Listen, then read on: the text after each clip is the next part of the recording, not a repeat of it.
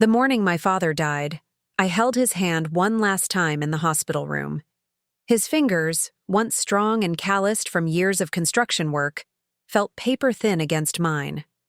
The machines beeped steadily around us, and I whispered that I loved him, even though he couldn't hear me anymore.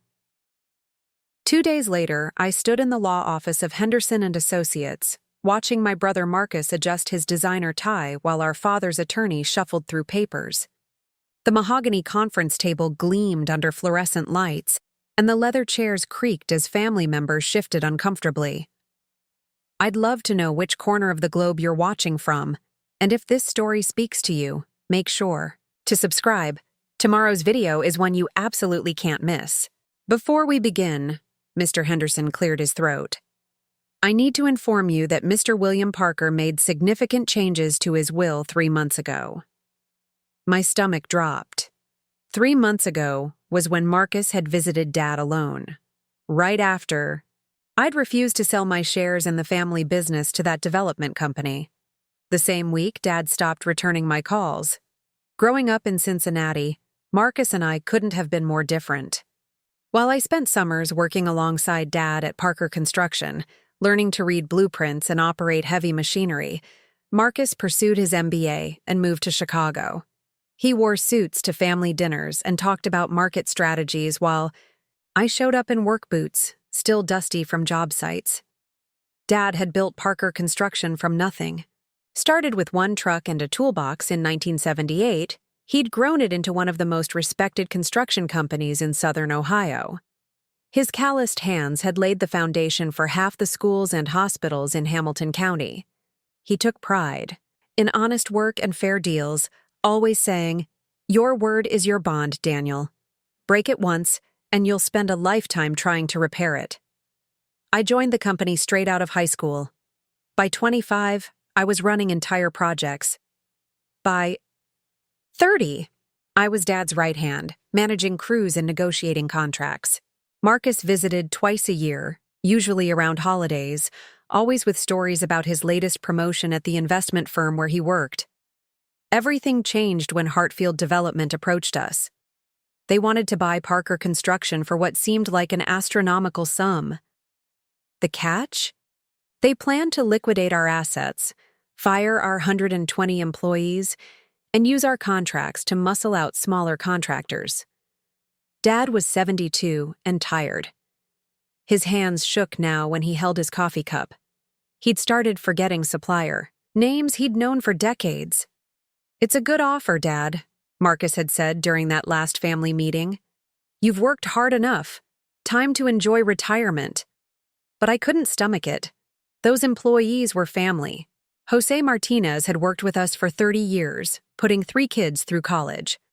Sarah Chen in accounting was saving for her daughter's medical school. Tom Bradley, our senior foreman, was 5 years from retirement with full benefits. "We can't sell to them," I'd argued. "Not to Hartfield. They'll gut everything you built." Marcus had scoffed. "It's business, Daniel, not charity." Dad had seemed torn, rubbing his temples the way he did when stressed. In the end, he'd sided with me. We'd keep the company running, find a buyer who'd preserve jobs, or transition ownership gradually. Marcus had left that meeting furious, his jaw clenched, knuckles white on his briefcase handle. 3 weeks later, Marcus made an unexpected visit. Alone. He stayed with Dad for a weekend while I was in Columbus managing a hospital expansion. When I returned, something had shifted. Dad barely looked at me during Sunday dinner. When I asked about reviewing the Patterson Elementary School bid together, he'd mumbled about handling it himself. The calls stopped. The weekly site visits ended. When I showed up at his house, he'd peer through the blinds but wouldn't answer the door. His neighbor, Mrs. Kowalski, told me she'd seen Marcus there several times, always carrying boxes of papers. I tried reaching out through my sister Jennifer, who lived in Denver with her family. She was neutral in family disputes, the peacekeeper who remembered everyone's birthdays and mediated arguments. "Dad won't talk about it," she'd told me over the phone. But Marcus mentioned something about financial irregularities at the company. said you'd been siphoning money." The accusation hit like a sledgehammer. I'd never taken a penny that wasn't earned through honest work. Every invoice, every payment, every contract was documented and verified. But Dad wouldn't hear my defense. His attorney sent a formal letter stating that William Parker no longer wished to have contact with his son Daniel. For 3 months, I was cut off. I continued running Parker Construction because the employees depended on me, but the joy was gone. The man who'd taught me to swing a hammer, who'd celebrated my first successful project with tears in his eyes, now believed I was a thief. Then came the call. Dad had collapsed at home. Massive heart attack. By the time I reached the hospital, he was on life support. Marcus flew in from Chicago, designer shoes clicking on hospital linoleum. We stood on opposite sides of Dad's bed, brothers who'd become strangers. "Did you tell him the truth?" I asked Marcus in the hallway. He adjusted his cufflinks. I told him what he needed to hear. The funeral was held at St. Mary's, where Dad had been baptized, married, and said goodbye to Mom 15 years earlier. Half of Cincinnati seemed to attend. Former employees, clients, competitors who'd become friends. They shook my hand, shared stories about Dad's generosity and his integrity. Marcus stayed by the casket, accepting condolences with practiced solemnity.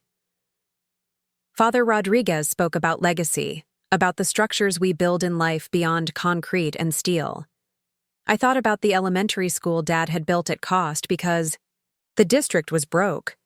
The veterans' shelter he'd repaired for free every Christmas.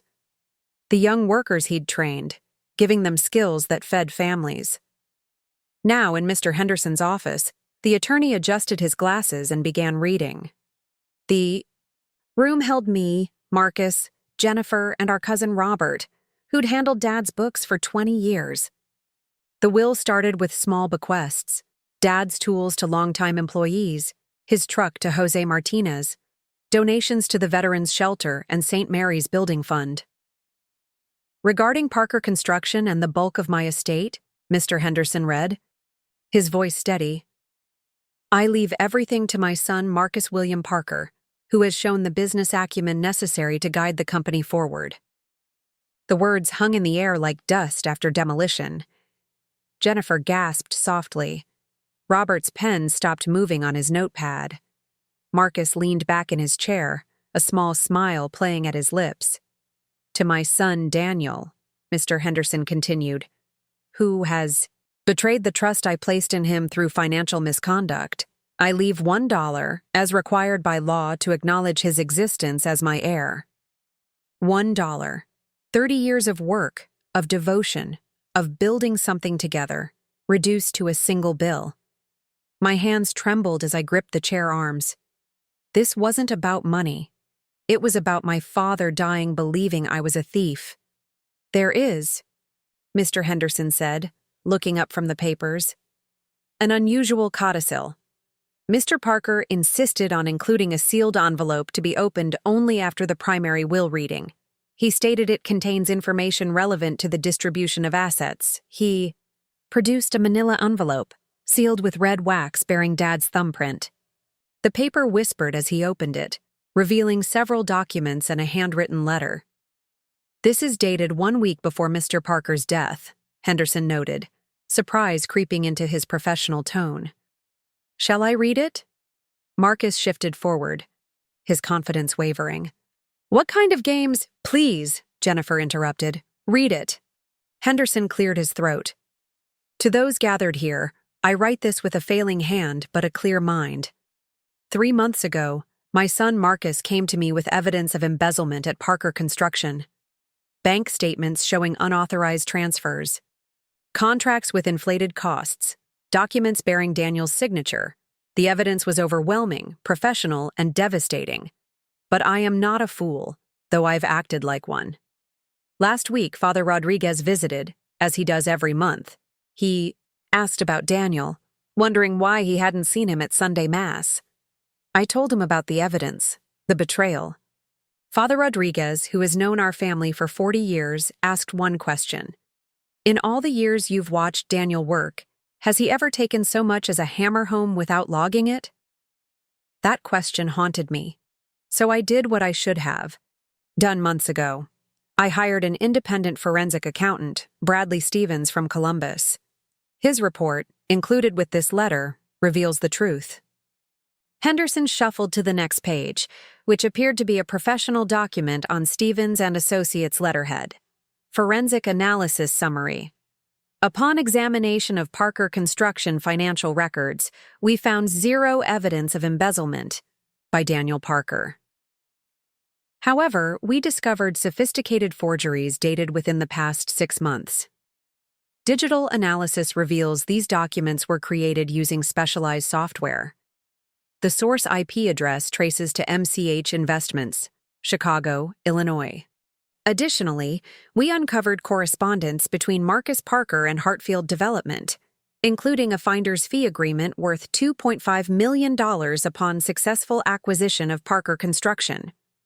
This agreement was contingent upon Marcus gaining controlling interest in the company. Conclusion: the evidence against Daniel Parker was fabricated. The perpetrator had intimate knowledge of company operations and access to corporate records. The room fell silent except for the hum of air conditioning. Marcus's face had drained of color, his hands gripping the chair arms. Jennifer covered her mouth, tears streaming down her cheeks. Robert stared at his cousin with undisguised horror. Henderson continued reading Dad's letter. My son, Marcus, whom I thought knew business, knew only greed. He destroyed his brother's reputation for money. He let me die believing my honest son was a thief. The evidence Mr. Stevens gathered is being forwarded to the district attorney. But I am guilty too. I chose suspicion over trust. I let pride prevent me from hearing Daniel's defense. I abandoned the son who stayed, who built with me, who understood that business isn't just about profit, but about the lives we impact. A lot of love and effort went into bringing this story to life.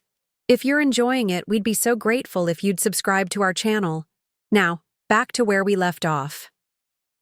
Therefore, I exercise the reversal clause built into this will. All assets previously designated to Marcus Parker are hereby transferred to Daniel Parker, with the exception of $50,000 to cover Marcus's legal expenses, which he will surely need.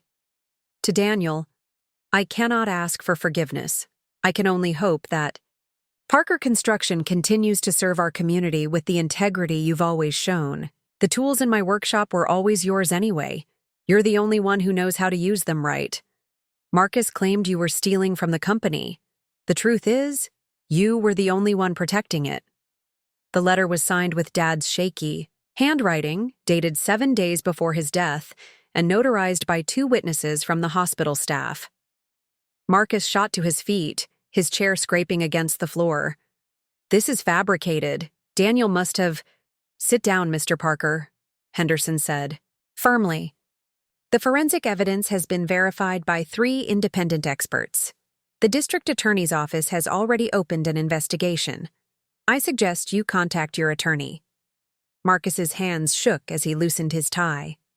The confidence, the smugness, the calculated calm, all crumbled like poorly mixed concrete. He looked at me across the table, and for a moment, I saw the brother who used to be afraid of the dark, who'd climb into my bed during thunderstorms. Danny, he whispered, using the childhood nickname he hadn't spoken in 20 years. I just wanted— I thought if I had the company, I'd finally be Dad's favorite, I finished quietly. Marcus, he loved us both. You never had to compete. Jennifer wiped her eyes. You destroyed your own brother for money? For recognition, Marcus corrected, his voice hollow. Do you know what it's like being the son who doesn't fit? Daniel was always beside Dad, learning the business, making him proud. I was the one who went away, who chose a different path. Every Christmas, every family gathering, all I heard about was Daniel's latest project, Daniel's crew, Daniel's understanding of the business. Robert spoke for the first time. So you decided to destroy him? Marcus slumped in his chair. Hartfield approached me first. They knew I had influence with Dad. The finder's fee was just a bonus. I wanted to prove I could handle the family business better than Daniel. That my way, the corporate way, was superior to his old-school approach. "You let me believe my son was a thief," I said, thinking of Dad's final days. "He died thinking I betrayed him." "He figured it out," Henderson interjected. "The letter makes that clear. He knew the truth before he passed. But that didn't ease the pain. 3 months of silence. 3 months of Dad refusing to see me, to hear me. 3 months of his neighbors whispering, of clients questioning my integrity, of employees wondering if the rumors were true. The criminal investigation will proceed," Henderson continued. "Fraud, forgery, conspiracy to commit corporate theft. These are serious charges. Mr. Marcus Parker, I recommend you seek counsel immediately." As Henderson organized the papers, I stared at the portrait of Cincinnati's skyline hanging behind his desk. How many of those buildings had Parker Construction helped direct? How many families had we employed? How many communities had we served? "What happens to the company now?" Jennifer asked. I found my voice. "The same thing that's happened for 40 years. We build, we employ, we serve." I looked at Marcus. "The employees keep their jobs. Jose gets his retirement. Sarah's daughter goes to medical school." Marcus nodded slowly, defeated. "I never wanted to hurt the workers. I wanted to matter." "You mattered," I said. "You just couldn't see it." The meeting concluded with paperwork, signatures, and formalities. Marcus left first, shoulders hunched, his Italian leather shoes scuffing against carpet. Jennifer hugged me tightly, whispering apologies for ever doubting me. Robert squeezed my shoulder, promising to help sort through the financial mess Marcus had created. As I gathered the documents, Henderson handed me a small envelope. "Your father left this specifically for you. He said to give it to you after everything was revealed." Inside was a brass key and a note in Dad's handwriting. "Danny, this opens the old toolbox in the workshop. Inside, you'll find your first hammer, the one you used when you were 7, helping me build the deck. I kept it all these years. A craftsman always remembers his first tool. I'm sorry I forgot that my greatest creation wasn't the company. It was raising a son who understood that. Build. Something good. Dad." I drove to Dad's workshop that evening, the brass key heavy in my pocket. The building sat behind the main house, a converted garage where he'd spent countless evenings tinkering with projects. The familiar smell of sawdust and motor oil hit me as I opened the door. Everything remained exactly as he'd left it. Tools, hung precisely on pegboards, blueprints spread across the drafting table, coffee mug still sitting by the bandsaw. The toolbox sat in the corner, dented and rusty, covered with decades of job site dust. I'd always wondered why Dad kept that beat-up thing when he had professional-grade tool chests. The key turned easily, and inside, wrapped in an old shop rag, was the tiny hammer. My name was carved into the handle in Dad's rough lettering. Danny, 1995. Beneath it lay a photo album I'd never seen before. The first picture showed 7-year-old me, gap-toothed and grinning, holding that same hammer while Dad guided my hands. Page after page chronicled our work together. My first birdhouse, the treehouse that took all summer, the doghouse for Rex, our German shepherd. Later pages showed job sites, grand openings, ribbon cuttings. In every photo, Dad stood beside me, pride radiating from his weathered face. The final page held a letter dated 3 years ago. "Daniel, if you're reading this, something has gone wrong between us. I pray that never happens. But I'm writing this just in case. You are the son who stayed, who understood that buildings are more than concrete and steel. They're the dreams of families, the hopes of communities.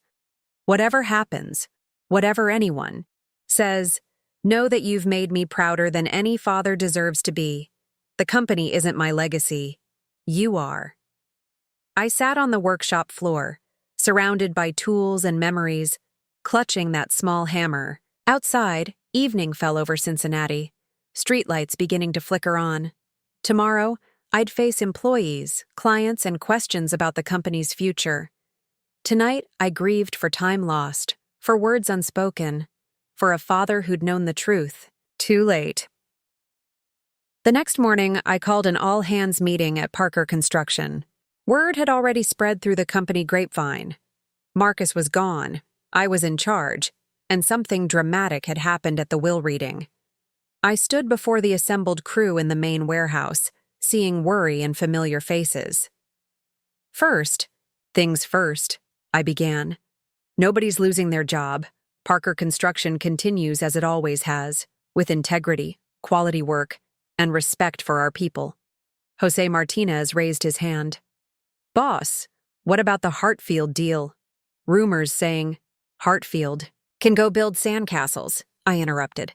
We're not selling, not to them, not to anyone who plans to liquidate assets and fire workers. The relief in the room was palpable. Sarah Chen actually applauded, starting a wave that spread through the warehouse. Tom Bradley, our senior foreman, stepped forward. Danny, your old man would be proud. But what really happened? We heard Marcus was involved with... Marcus made some mistakes, I said carefully. He's facing consequences for those choices. But he's still my brother, and this company was built on family values. We move forward, not backward. Over the following weeks, the full scope of Marcus's deception emerged. The forensic accountant's report revealed elaborate forgeries, fabricated bank statements, and doctored contracts. He'd spent months planning the scheme, studying our operations, to make his evidence convincing. The district attorney charged him with fraud, conspiracy, and falsifying business records. His arrangement with Hartfield Development included not just the finder's fee, but stock options and an executive position once they acquired Parker Construction. Jennifer flew in from Denver to help sort through the legal complexities. We met at Dad's house, going through papers and photographs, trying to understand how our family had fractured so completely. Remember when Marcus was 10? She asked, holding up a Little League photo. Dad missed his championship game for a job deadline. Marcus pitched a perfect game and Dad wasn't there to see it. Dad had to finish school before the semester started, I recalled. 300 kids were counting on that building. But Marcus only saw the empty seat in the stands, Jennifer said softly. I think he spent his whole life trying to fill that space. We found more evidence of the divide. Report cards where Marcus excelled but Dad barely acknowledged. Science fair trophies gathering dust. Debate team certificates tucked in drawers. Meanwhile, the workshop overflowed with mementos. Of my construction projects, newspaper clippings about company successes, photos of Dad and me at job sites. He loved us differently, Jennifer observed. You spoke his language. Marcus never found the translation. A week later, Marcus's lawyer contacted me. He wanted to meet before the trial, to explain, to apologize. Against my attorney's advice, I agreed. We met at a neutral location, a coffee shop downtown where neither of us had memories. Marcus looked diminished, his expensive suit replaced with jeans and a plain shirt. Dark circles shadowed his eyes, and his hands trembled slightly as he lifted his coffee cup. I keep thinking about that summer when I was 14, he began. You were working full-time with Dad. I asked to join, remember? Dad said I should focus on my studies instead. College material, he called me, like it was a compliment. But what I heard was that I wasn't tough enough for real work. That's not what he meant, I protested. Maybe not, but perception becomes reality. Every time I achieved something, honor roll, debate championship, full scholarship to Northwestern, Dad would nod and say, "That's nice, son." But when you successfully poured your first foundation, he threw a party. The coffee shop. buzzed around us. Normal people living normal lives while two brothers dissected their family's collapse. You know what the irony is? Marcus continued. I became successful by any standard. Six-figure salary, corner office, respected in my field. But I'd trade it all for one afternoon where Dad looked at me the way he looked at you every single day. So you tried to destroy me? His laugh was hollow. I convinced myself I was saving the company. That selling to Hartfield was the smart move. That you were being stubborn, sentimental. When you blocked the sale, You fabricated evidence. You turned Dad against me. I wanted him to see me as the responsible son for once. The one who understood modern business. The one who could make the hard decisions. He met my eyes. I'm sorry, Danny. I'm so sorry. I let jealousy and resentment poison everything good in our family.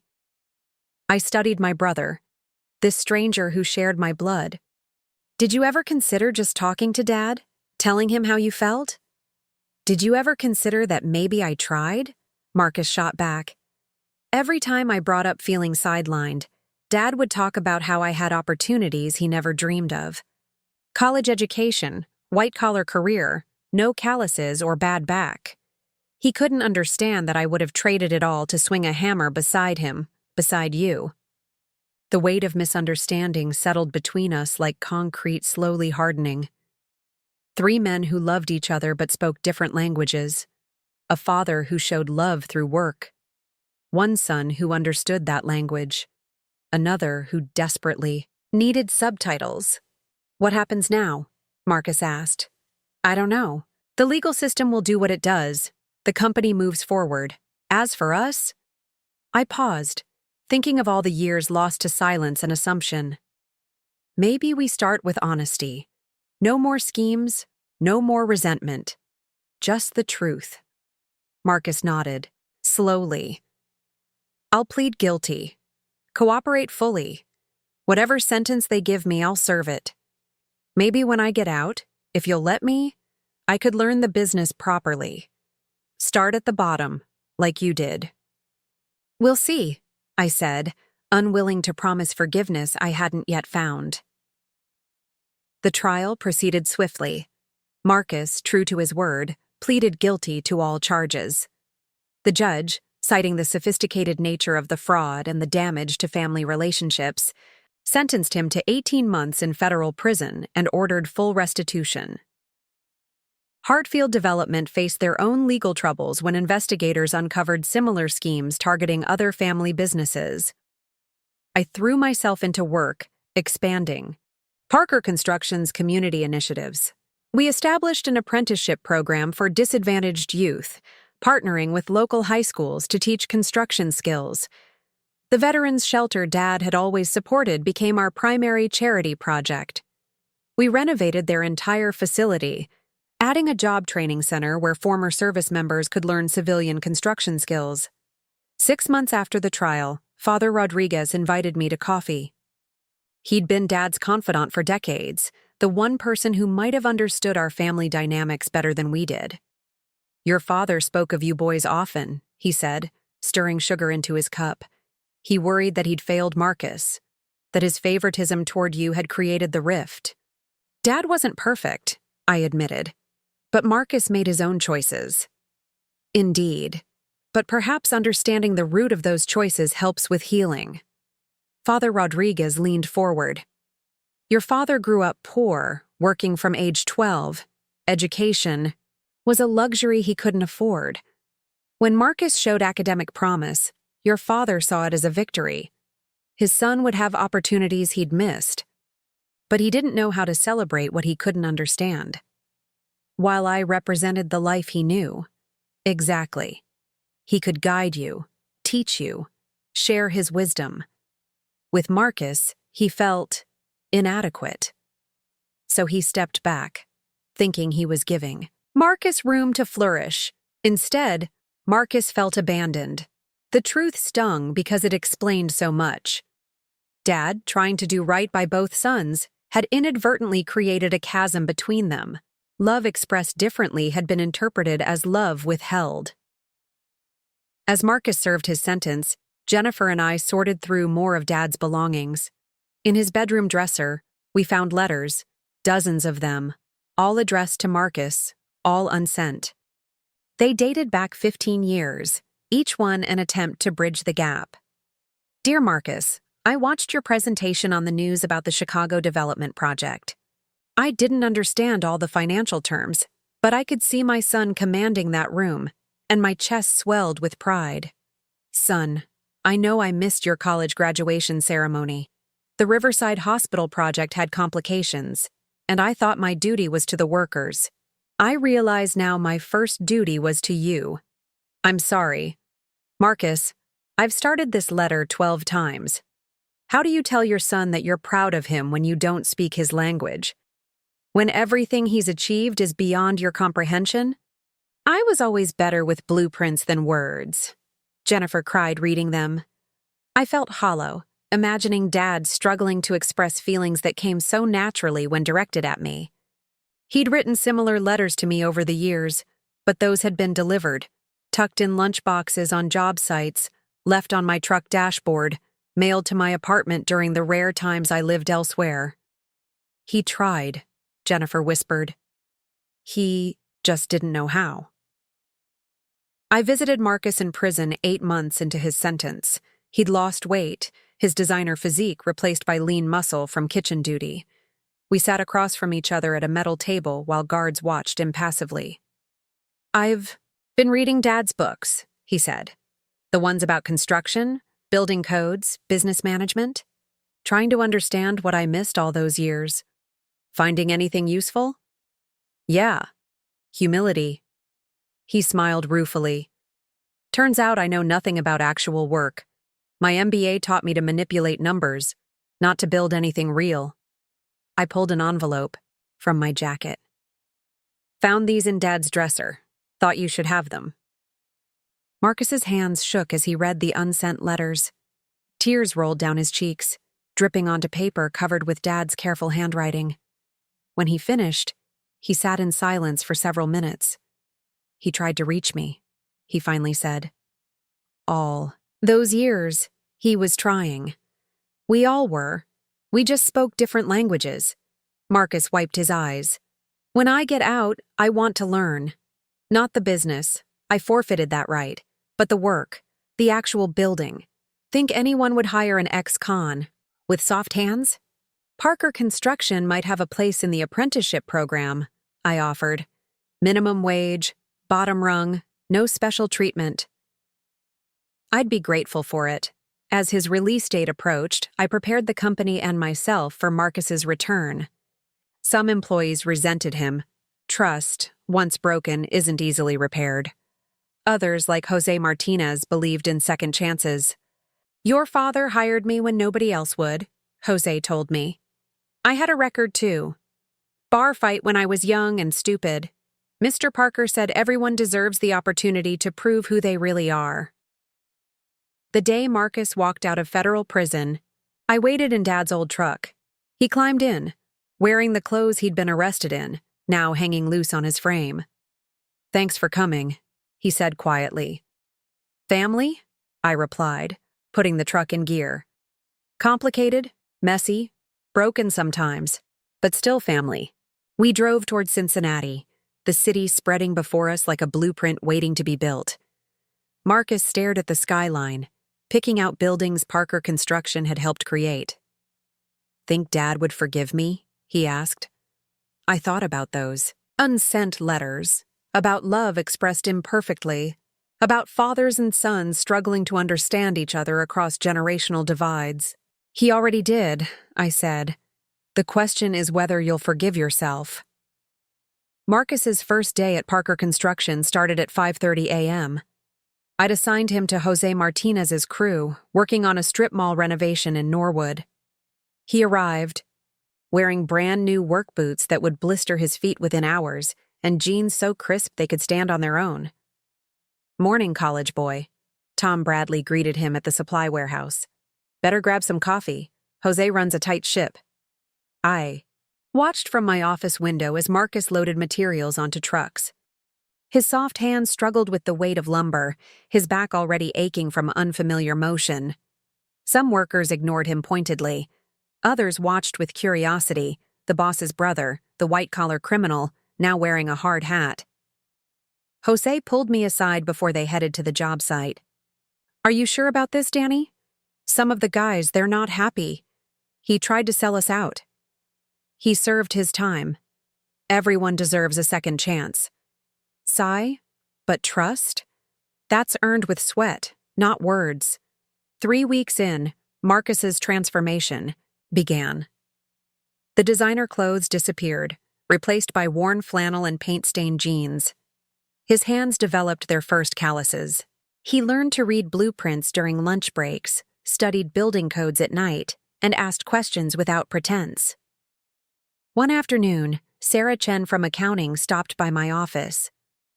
"Your brother just did something interesting," she said. "He set up a college fund for my daughter. Anonymous donation, but I traced the bank records. It's exactly the amount of that finder's fee he would have gotten from Hartfield. He doesn't have that money anymore. The court seized his assets. No. He's contributing half his paycheck every week. At minimum wage, it'll take him years to reach the amount he pledged." I found Marcus that evening at the job site, still working after everyone else had left. He was practicing tile installation, redoing the same section repeatedly until the lines were perfect. "Heard about Sarah's daughter," I said. He didn't look up from his work. "Every person in this company would have suffered if my plan had succeeded. I can't undo that, but I can try to make it right, one family at a time. With half your income, you'll be living on ramen noodles. I lived on caviar while planning." To destroy their livelihoods, ramen's a small penance. As months passed, something shifted in the company dynamic. Marcus's humility, his willingness to do the hardest jobs without complaint, gradually earned respect. He organized weekend volunteer, builds for Habitat for Humanity, bringing together crews who'd initially shunned him. He started a financial literacy program for younger workers, teaching them to manage money, understand benefits, plan for retirement. Knowledge he'd previously used for personal gain, now shared freely. The family dynamic evolved too. Sunday. Dinners at my house became regular events, with Jennifer flying in monthly. Marcus would arrive exhausted from Saturday overtime, paint still under his fingernails, and we'd talk about projects, problems, possibilities. "Remember the treehouse?" Jennifer asked one evening, looking through old photos. "Took all summer to build." "Because someone kept changing the plans," I laughed, nudging Marcus. "First it needed a rope ladder, then a drawbridge, then a crow's nest." "I wanted it perfect," Marcus protested. "Even then, I was overthinking everything." "Dad finally said sometimes you have to stop planning and start building," I recalled. Good advice for construction and life. On the anniversary of Dad's death, we gathered at St. Mary's Cemetery. The headstone read, "William Parker, builder of dreams, father of 3, honest man."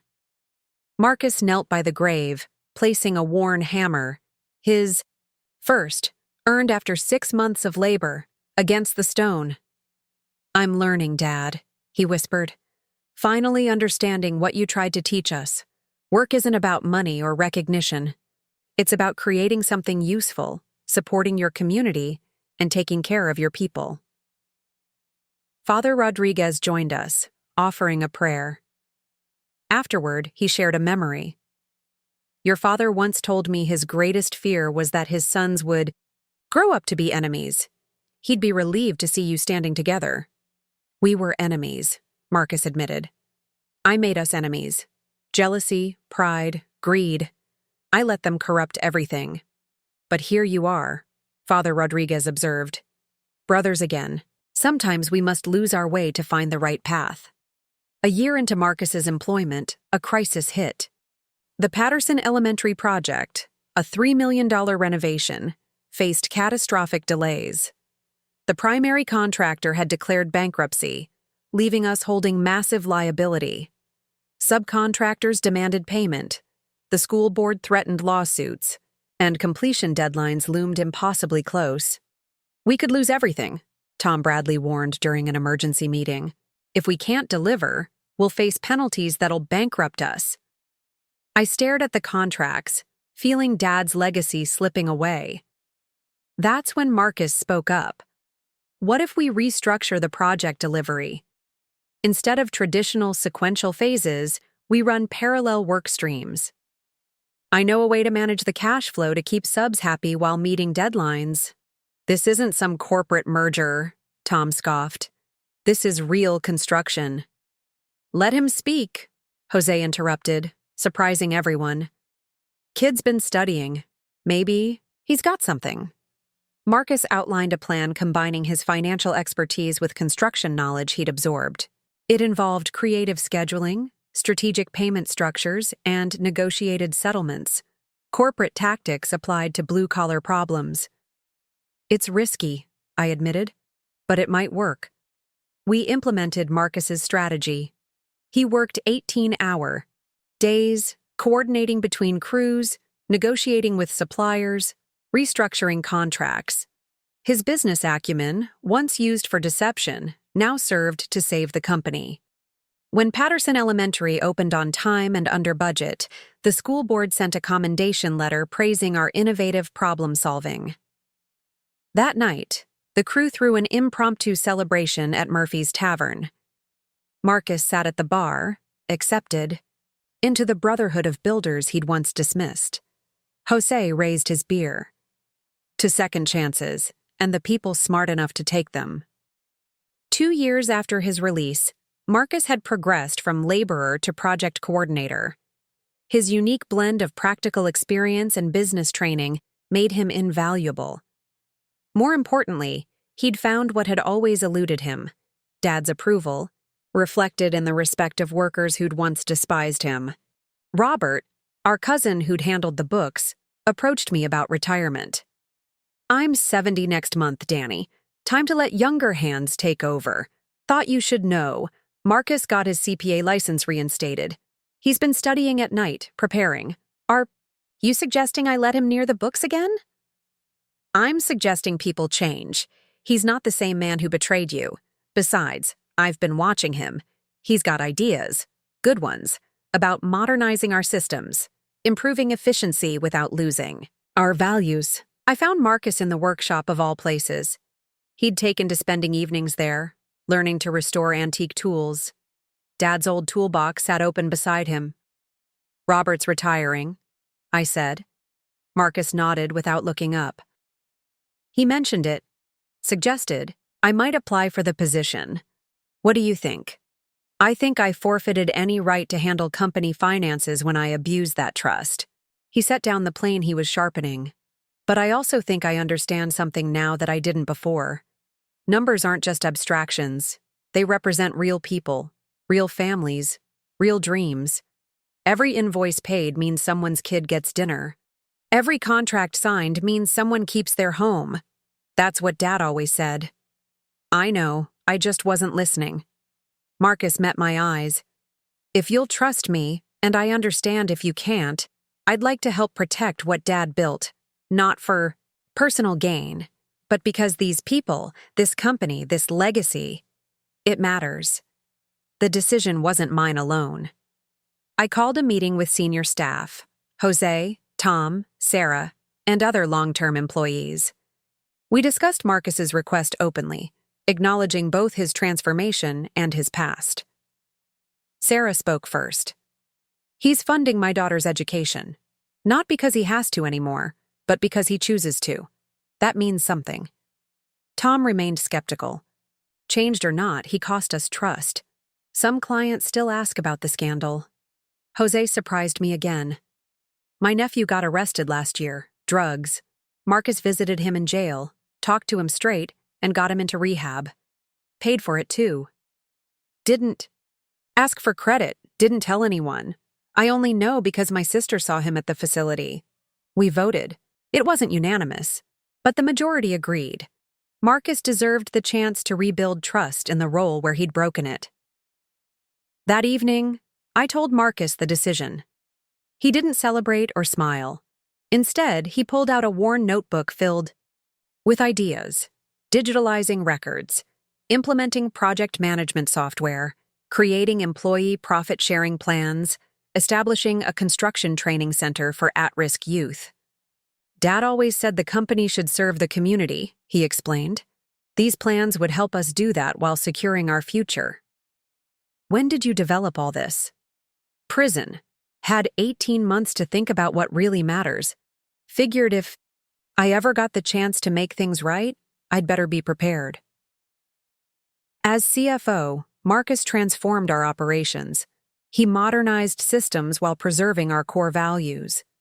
The profit-sharing plan gave employees real stakes in our success. The training center, built in Dad's name, became a pipeline for bringing diverse talent into the construction industry. 3 years later, at the ribbon cutting for the William Parker Training Center, I watched Marcus address the crowd. He spoke about second chances, about learning from mistakes, about the dignity of honest work. In the audience sat former inmates from his prison, young people from disadvantaged backgrounds, all getting opportunities to build better lives. Jennifer leaned over to whisper, Dad would be proud. Looking at Marcus, no longer the bitter, scheming brother, but a man who'd found redemption through humility and hard work. I knew she was right. He'd finally become the son Dad always believed he could be, just not in the way any of us expected. After the ceremony, Marcus and I walked through the facility. Students practiced framing walls, learning skills that would support families for generations.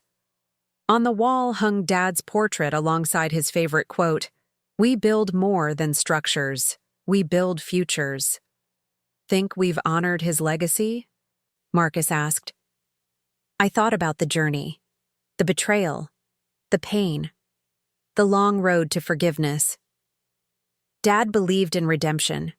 He hired people others wouldn't, gave chances when nobody else would. We're doing exactly what he would have done. That night, I returned to Dad's workshop alone. The small hammer still sat on his workbench, my name carved in the handle. Beside it now sat Marcus's first project as an apprentice, a perfectly joined jewelry box for Jennifer's birthday. The craftsmanship was meticulous, each corner precise, every surface smooth. I picked up the will, still kept in the workshop safe.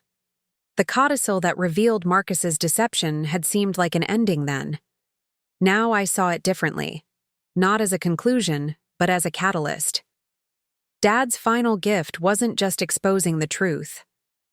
It was creating the crisis that ultimately brought his sons together, forcing us to confront our failures and find our way back to family.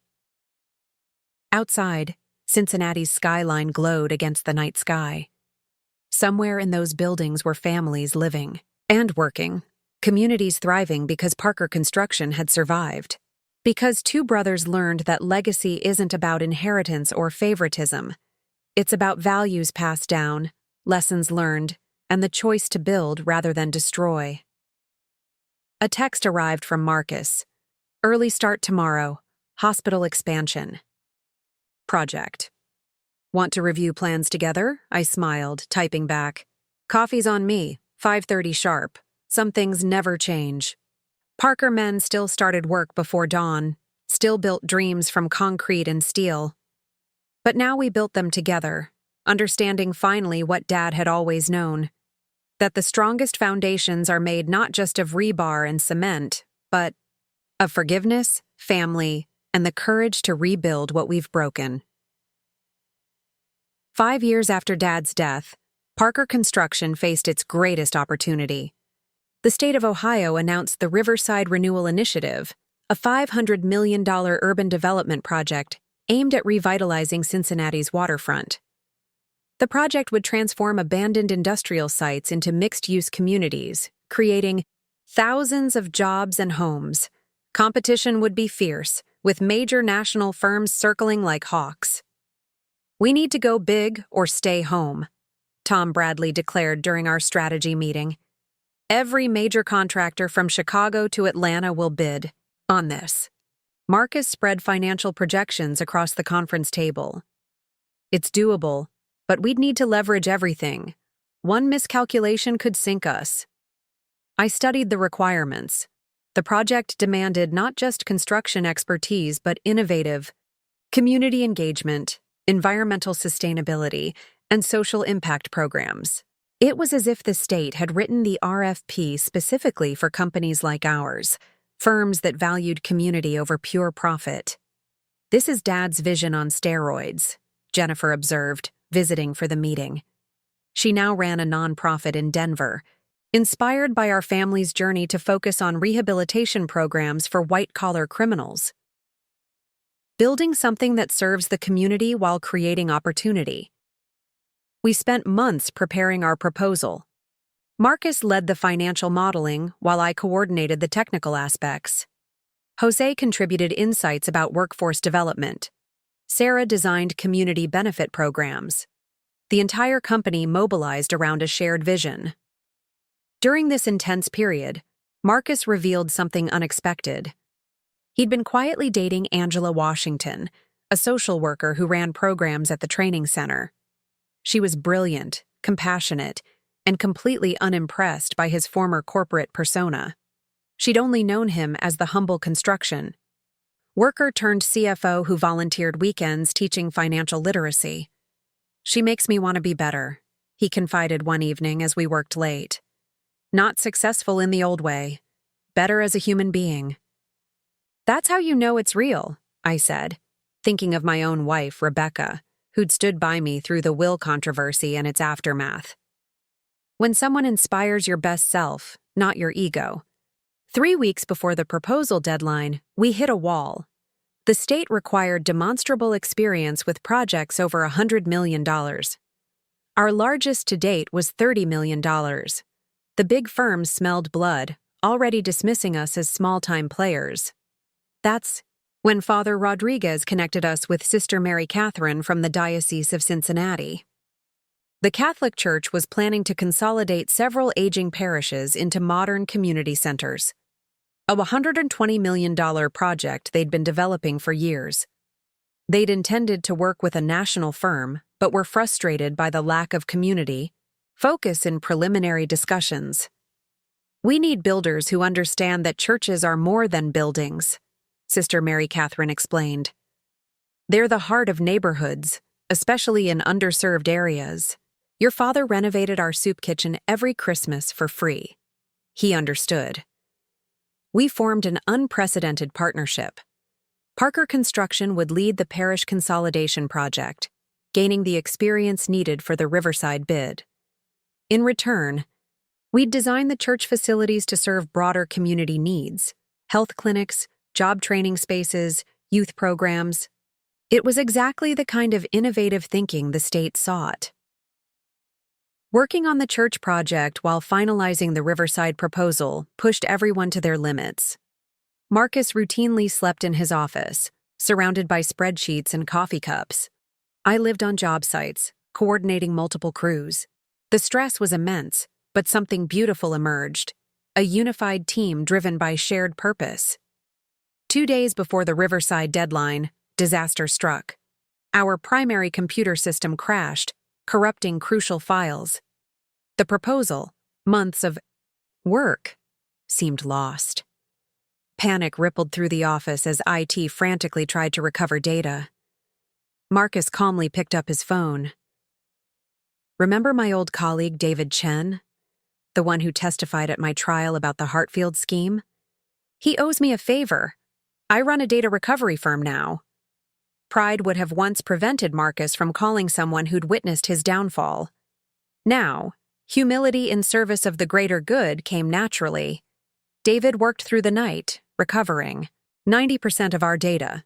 The team rallied, rebuilding the missing pieces from memory and notes. We submitted the proposal with 10 minutes to spare.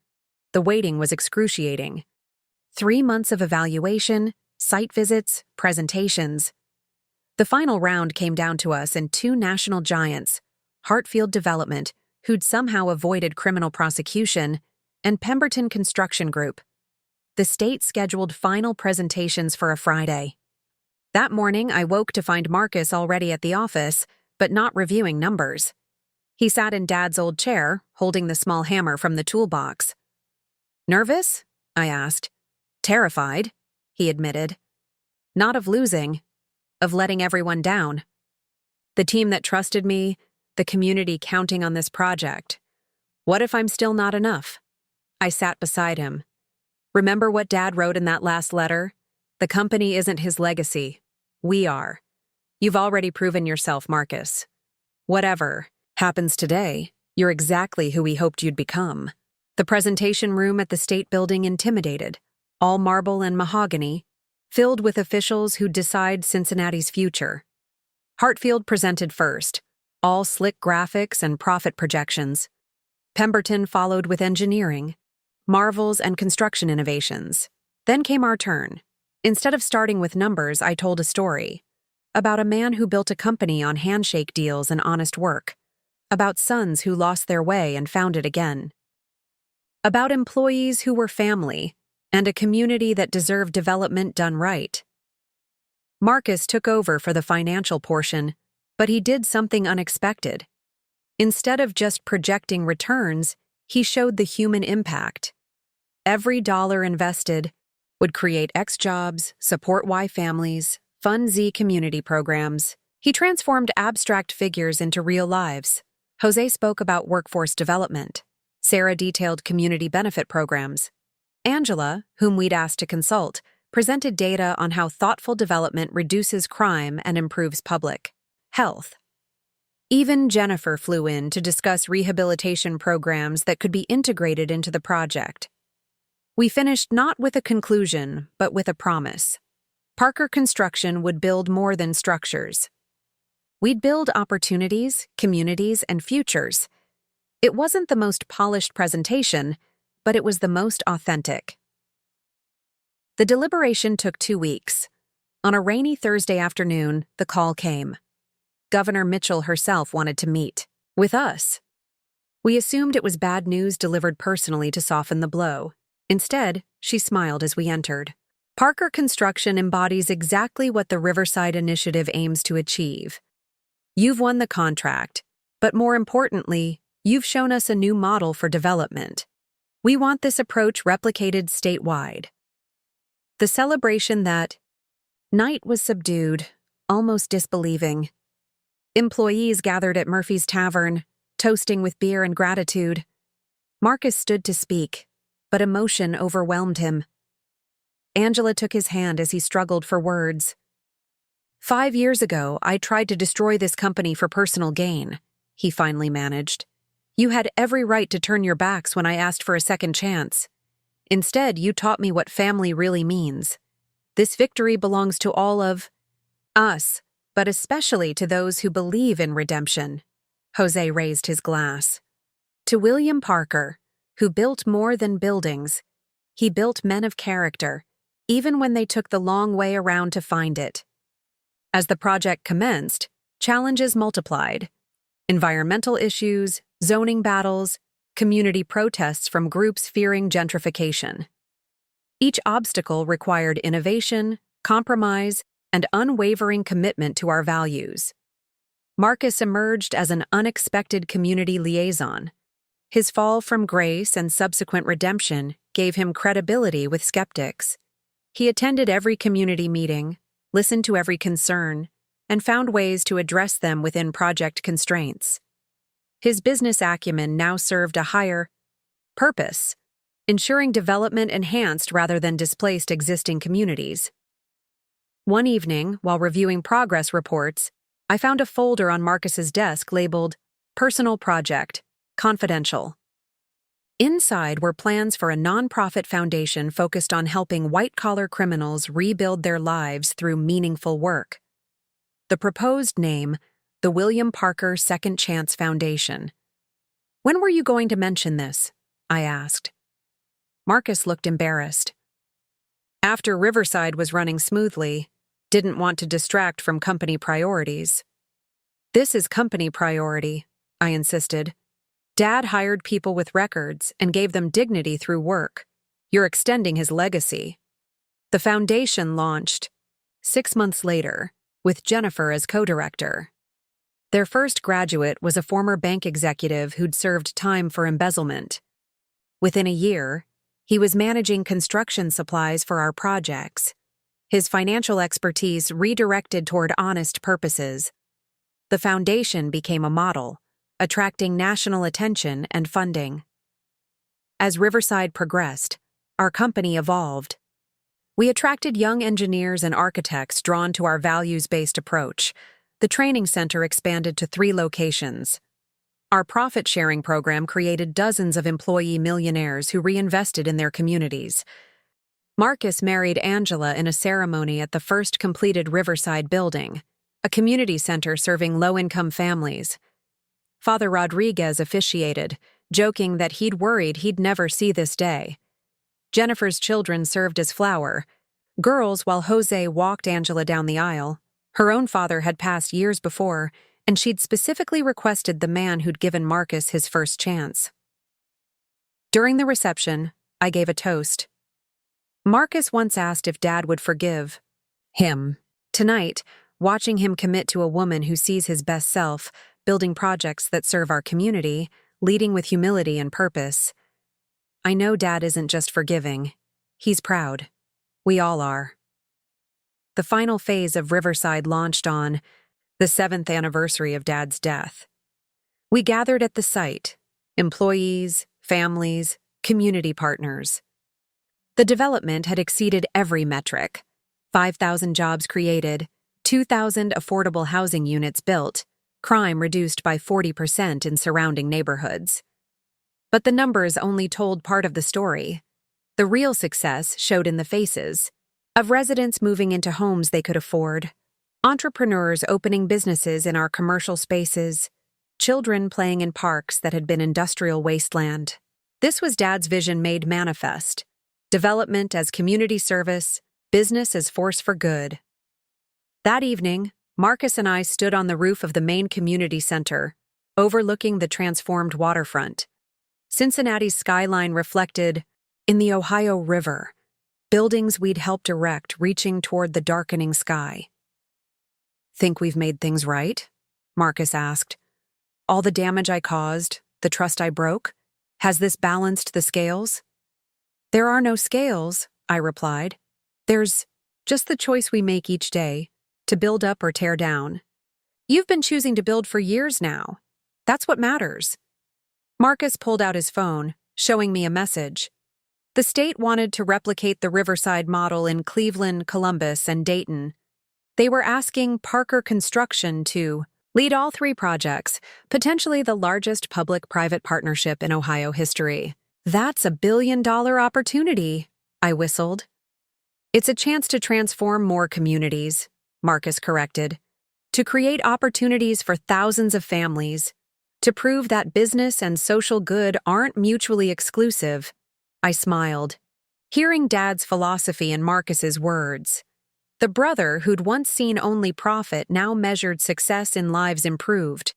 The man who'd betrayed family for ambition now dedicated that same drive to serving others. As we headed back down, Marcus paused at a memorial plaque in the lobby. It read, "William Parker Community Center, built by Parker Construction in honor of a man who believed in second chances, honest work, and the power of community. His legacy lives in every life touched by this place." Below it, someone had added a handwritten note. "Thank you for my second chance. Michael Roberts, Foundation graduate, now site foreman." Marcus traced the words with his finger. "Dad always said we build more than structures. Think he knew we'd be building lives?" "He knew we'd build character," I answered.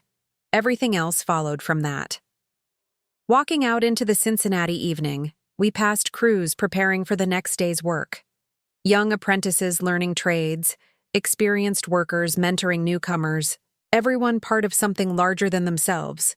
Parker Construction had become what Dad always envisioned. Not just a business, but a force for community transformation.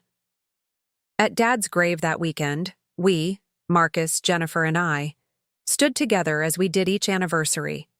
But this time felt different. The weight of old guilt and resentment had lifted, replaced by quiet pride in what we'd accomplished together. Marcus placed fresh flowers, daffodils, Dad's favorite. "We got the Cleveland project, Dad. Going to name the training center there after you, too. Seems fitting. You always believed in expanding opportunities." Jennifer added her own tribute, a photo of her children wearing tiny hard hats at the Riverside groundbreaking. "They want to be builders like Grandpa Bill and their uncles. The legacy continues." I left the small hammer, the one with Danny, 1995, carved in the handle. It had started my journey in construction and witnessed our family's destruction and rebuilding. Now it would rest with the man who'd taught us that the strongest foundations are built on forgiveness, that redemption is always possible, and that true success is measured not in dollars earned, but in lives enriched. As we walked back to our cars, Marcus asked, "So what's next?" I looked at my brother, no longer the angry, ambitious man who'd betrayed me, but a partner in purpose, a builder of communities, a keeper of our father's values. "We build," I said simply. "We build." 10 years had passed since the Riverside project launched Parker Construction into a new stratosphere. The company now operated in 7 states, employed over 3,000 people, and had become a case study at Harvard Business School for values-driven growth. But success brought unexpected challenges that would test everything we'd built. The Federal Trade Commission investigation began on a Tuesday morning. 2 agents arrived at our headquarters with boxes and warrants, seizing computers and demanding records. The allegation: bid rigging on government contracts across multiple states. The potential penalties could destroy everything: criminal charges, massive fines, debarment from public projects. "This is Hartfield," Marcus said grimly, watching agents carry out files. "They never forgave losing Riverside. Now they're playing dirty." Within hours, news vans surrounded our building. The headline wrote itself: "Parker Construction under federal investigation, pattern of corruption." The irony burned. After everything we'd done to operate with integrity, we faced accusations of the very corruption we'd fought against. Angela, now running 3 community health clinics funded by our foundation, called Marcus immediately. "The clinic in Columbus just had their funding frozen. The state says they can't associate with organizations under federal investigation." Jennifer flew in from Denver, where she'd expanded the Second Chance Foundation nationally. "We have 12 ex-offenders in training programs. If Parker goes down, they lose everything. The publicity alone will destroy their chances at other companies." That night, our leadership team gathered in the conference room where Dad once held his morning meetings. The faces around the table reflected the diversity we'd cultivated. Jose's daughter Maria, now head of operations. Sarah's daughter Linda, fresh from law school and working in compliance. DeAndre Williams, a second chance graduate who'd become our head of security. "We need to go on offense," Linda advised. "Hire the best defense firm, launch our own investigation, get ahead of the narrative." "No," I decided. "We do what Dad would do. We open our books completely, full transparency. If we've done something wrong, we own it and fix it. If we haven't, the truth will prevail." Marcus nodded. "I learned the hard way. Cover-ups only make things worse." The investigation intensified over 6 months. Federal agents interviewed every employee, examined every contract, scrutinized every bid. The stress was overwhelming. 3 major projects were suspended. Banks called loans. Insurance companies raised premiums. Competitors circled like vultures, trying to poach our best people. During this chaos, I received an unexpected visitor. Thomas Hartfield Jr., son of Hartfield Development's CEO, appeared at my office one evening. He was younger than Marcus, with the same hungry ambition my brother once possessed. "This can all go away," he offered smoothly. "The investigation, the negative press, the frozen contracts. All we want is a merger. Parker Construction maintains its name, its values, its projects. You and Marcus stay as co-CEOs. Everyone wins. Except our integrity, I replied. Integrity doesn't pay bills when you're bankrupt, he countered. Ask your employees what they'd prefer, unemployment with principles or jobs with compromise? After he left, I found myself in Dad's old workshop, now a memorial space we'd preserved exactly as he'd left it. The small hammer still sat on the workbench, his coffee mug. The calendar froze on the month he died. I picked up a photo from his desk, the three of us at a job site, Marcus in his suit looking uncomfortable, me in work clothes, Dad between us with arms around both sons. What would you do, Dad? I whispered. The answer came from an unexpected source. Robert, our cousin who'd retired as CFO, called from Florida. Danny, I've been following the news. Something's bothering me. Remember the Patterson Elementary crisis? When did we have to restructure everything? Marcus's first big save. What about it? I kept personal copies of all financial records. An old habit. I've been reviewing them. There's something odd about the bidding pattern from that period. Not from us, from our competitors. Robert's discovery led to a breakthrough. Using his old files, we identified suspicious patterns in competitor bids dating back 15 years. Whenever Parker Construction bid on major projects, certain competitors always came in just slightly higher, as if they knew our numbers in advance. The pattern suggested someone had been feeding our bid information to competitors for years. But who? And why were we being investigated instead of them? The answer emerged through tragedy. Pete Kowalski, one of our senior estimators, suffered a heart attack and was rushed to the hospital.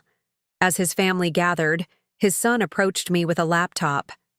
Dad said if anything happened to him, I should give this to you. Said it would explain everything. The laptop contained years of emails between Pete and various competitors. He'd been selling our bid information since before Dad died, accumulating over $2 million in bribes. The evidence was damning, but it proved Parker Construction was the victim, not the perpetrator. Pete survived his heart attack. When I visited him in the hospital, he broke down completely. It started small, he sobbed. Just a few thousand here and there. My wife's cancer treatments weren't covered. The bills were crushing us. By the time she went into remission, I was in too deep. Why didn't you come to us? Dad would have helped. Pride, he whispered. Stupid pride. I couldn't admit I needed help. Then it became fear. If I stopped, they threatened to expose me. I kept telling myself I wasn't hurting anyone. Parker always won the bids anyway because your prices were fair. But I knew. God, I knew. The revelation shifted the investigation's focus. The FBI uncovered a widespread conspiracy involving 5 major construction firms. Hartfield Development sat at the center, orchestrating bid rigging across multiple states. The investigation that had threatened to destroy us instead exposed the largest construction fraud case in decades.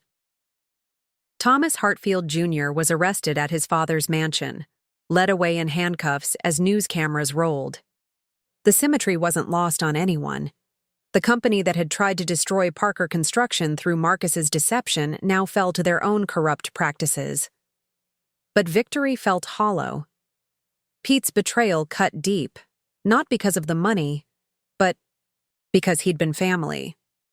Dad had hired him fresh from trade school, attended his wedding, visited his wife during chemo. The recognition that desperation could corrupt even good people sobered everyone. At Pete's sentencing, I testified as a character witness.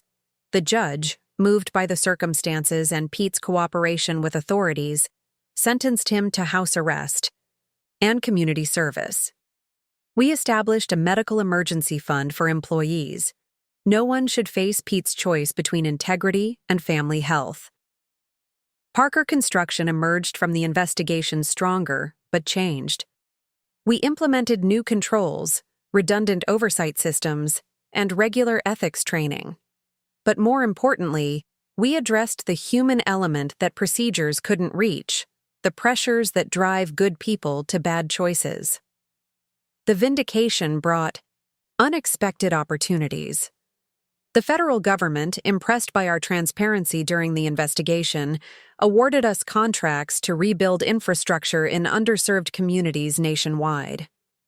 States that had frozen projects during the investigation now fast-tracked approvals. We were seen as the gold standard for ethical construction. With this expansion came new challenges. Our workforce grew to 10,000. Projects spanned from Alaska to Florida. Maintaining our family culture across such scale seemed impossible. Some urged us to go public, to capitalize on our reputation with an IPO that would value the company at over $1 billion.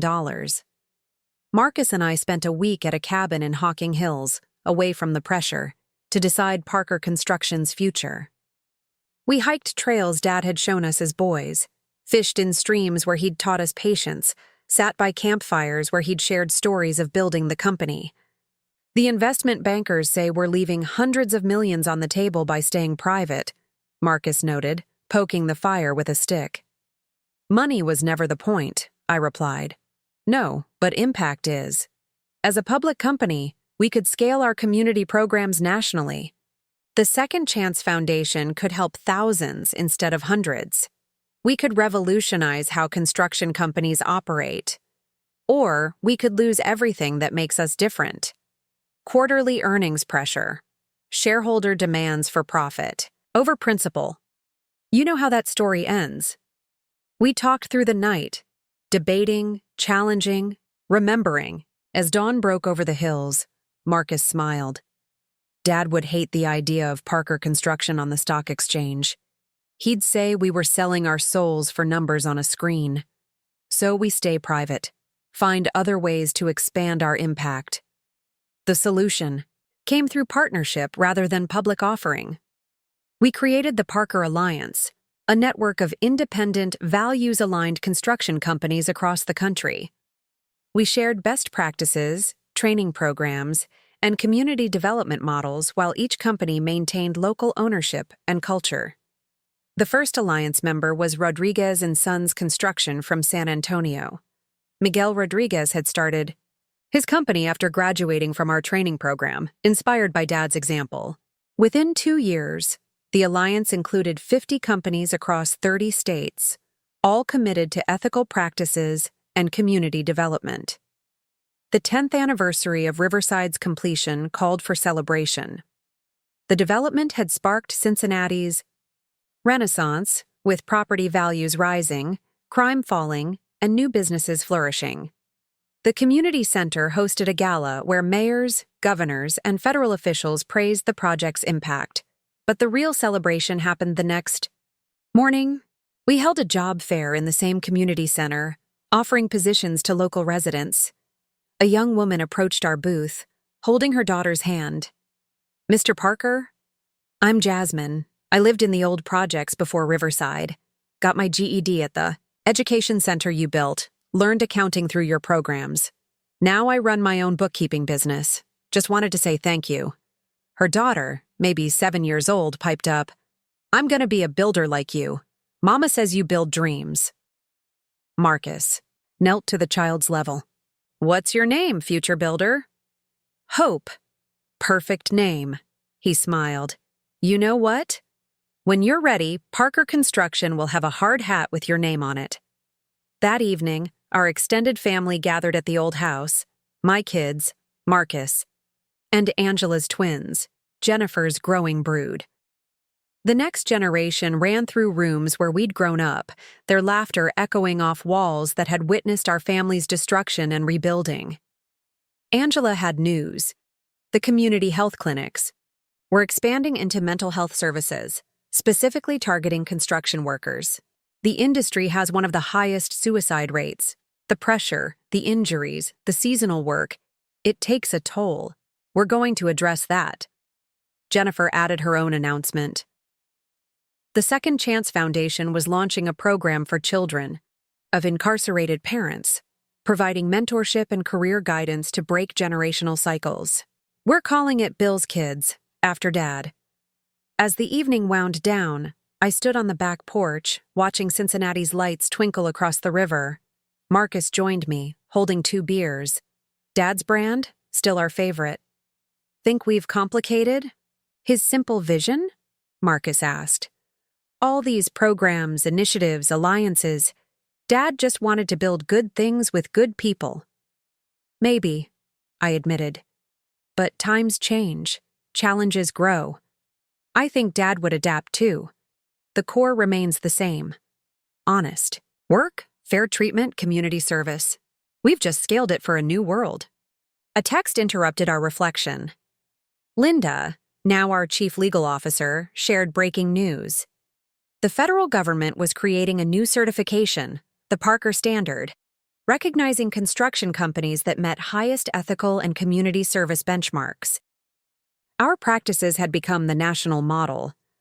Marcus laughed, shaking his head. From family disgrace to federal standard. Life's strange. Redemption's stranger, I agreed. As we headed inside, I noticed Marcus had left something on the porch rail, a worn notebook. Curious, I opened it. Inside were sketches for a new project, the William Parker Museum of Construction Heritage. Not just tools and techniques, but stories of builders who shaped America, of communities transformed, of second chances and family businesses that survived against odds. The final page showed the proposed entrance, featuring Dad's favorite quote in bronze letters, "We build more than structures, we build futures." Below it, Marcus had added, "And sometimes we rebuild ourselves." I smiled, closing the notebook. Tomorrow would bring new challenges, climate change adaptations, workforce automation, evolving regulations. But tonight, surrounded by family, in the house where our father taught us to build, I felt profound gratitude. We'd honored his legacy not by preserving it unchanged, but by growing it to meet new needs.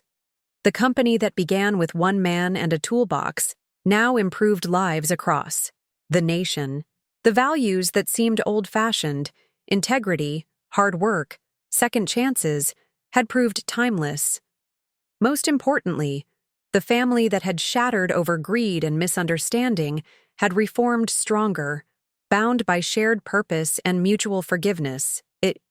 Midnight, as guests departed and children sleepily found beds, Marcus and I cleaned up together, a ritual from childhood when Dad insisted his sons share chores equally. As we worked, I realized this simple act contained everything. 2 brothers, once enemies, now partners. Manual labor that built character. Service without complaint. Family tradition passed to the next generation. "Same time tomorrow?" Marcus asked as he headed home. "The Cleveland project needs final review." 5:30 sharp, I confirmed. "Coffee's on me." Some things never change. Parker men still rise before dawn, still build dreams from concrete and steel, still believe in second chances and honest work. The toolbox may be larger now, the project's more complex, but the foundation remains solid. Family, integrity, community. Dad was right. We build more than structures. We build futures. And sometimes, when we're very lucky, we get to rebuild ourselves. In the kitchen, I found a note from Rebecca. "The kids want to visit Grandpa Bill's grave tomorrow. They're working on something special in the garage. Won't tell me what. Love you." I smiled, imagining what my children were creating. They'd inherited the builder's gene, always tinkering, always creating. Tomorrow, they'd place their tribute beside the memorial that had grown over the years. Flowers from former employees, photos from completed projects, thank you notes from foundation graduates. Walking upstairs, I paused at Dad's portrait in the hallway. The painting captured him perfectly. Weathered face, calloused hands, eyes that saw potential in everything and everyone, including sons who lost their way, especially sons who found it again. "We're still building, Dad," I whispered. "Still, learning, Still growing. Hope we're making you proud. Outside, snow began falling, unusual for October in Cincinnati. By morning, the city would be transformed, familiar landmarks made new under white blanket. A fresh canvas, a clean start. Another chance to build something good. The Parker construction trucks would roll out at dawn, as they had for 45 years.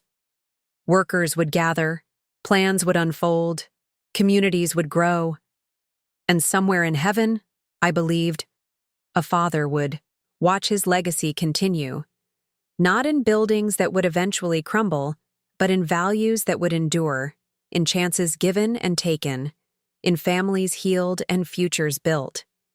20 years after the Riverside transformation, I stood in the Parker construction boardroom facing the most difficult decision of my career. The sealed envelope in my hands contained Dad's last letter, one I'd never known existed, discovered in a safety deposit box during an estate audit. The bank manager explained Dad had paid for 50 years of rental, with instructions to deliver the contents on this specific date, November 15th, 2045.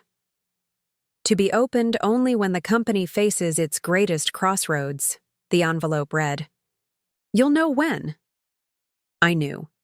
The offer on the table would reshape everything.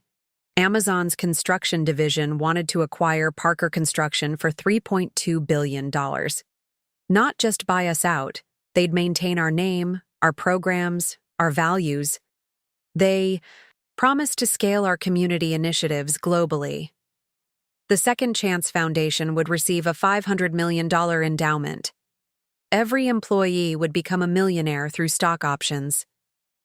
Marcus sat across from me, now silver-haired, but still energetic at 65. Angela beside him, heading our national healthcare initiative. Jennifer participated by hologram from Denver, where she'd just opened the 100th Second Chance facility.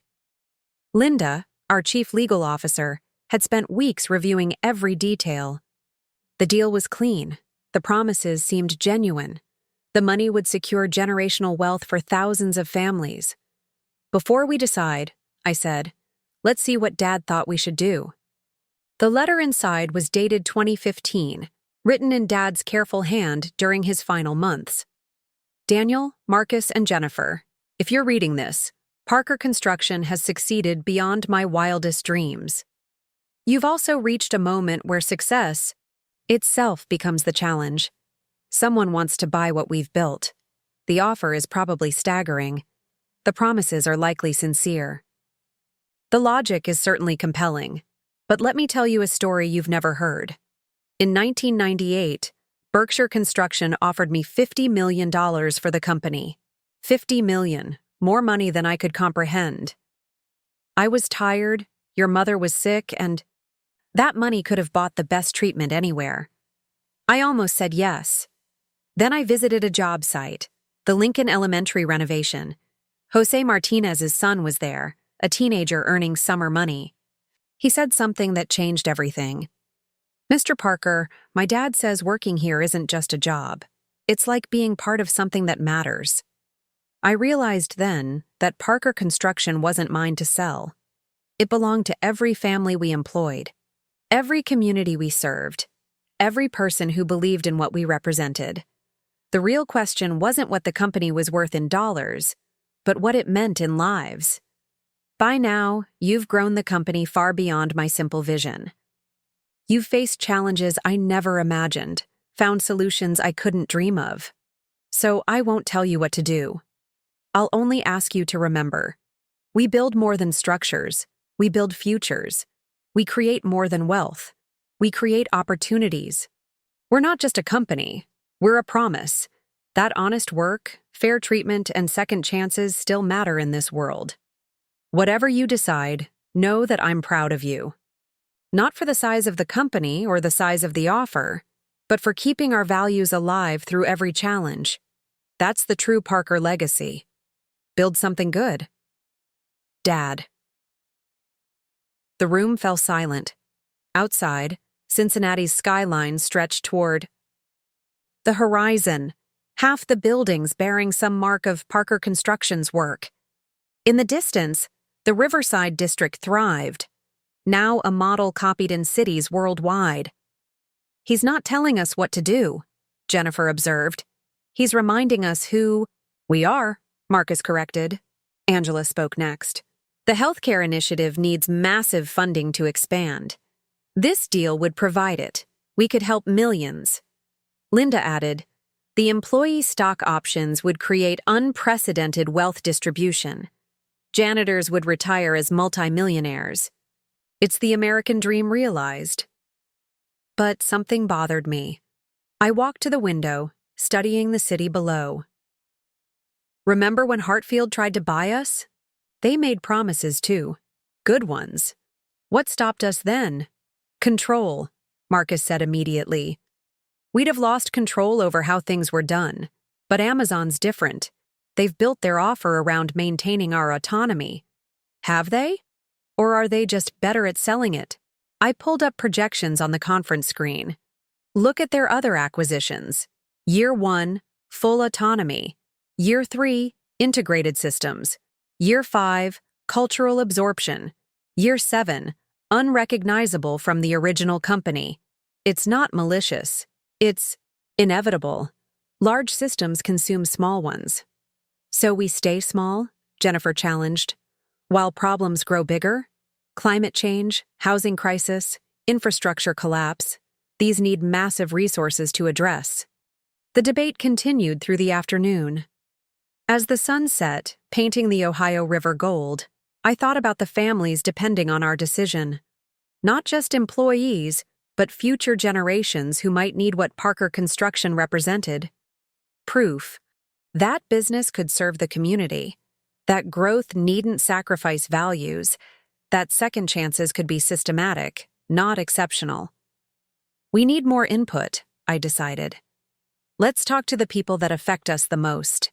Over the following month, we held town halls across our operations. The response varied dramatically. Younger employees, burdened by student debt and housing costs, overwhelmingly favored the sale. "This is life-changing money," said Maria Gonzalez, a project manager. "I could pay off loans, buy a house, start a family without financial fear." Older workers expressed more concern.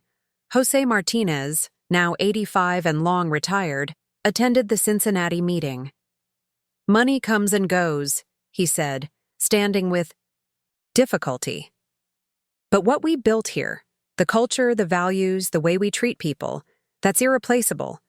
Once it's gone, you can't buy it back." The most powerful moment came in Detroit, where the Second Chance Foundation operated its largest facility.